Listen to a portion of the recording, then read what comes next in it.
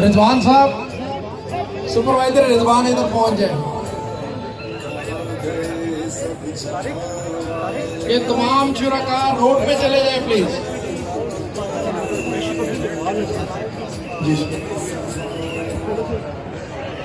ये तमाम शुरका से दरखास्त है कि झंडे ऊपर उठाएं और इनको प्रॉपर तरीके से लहराएं।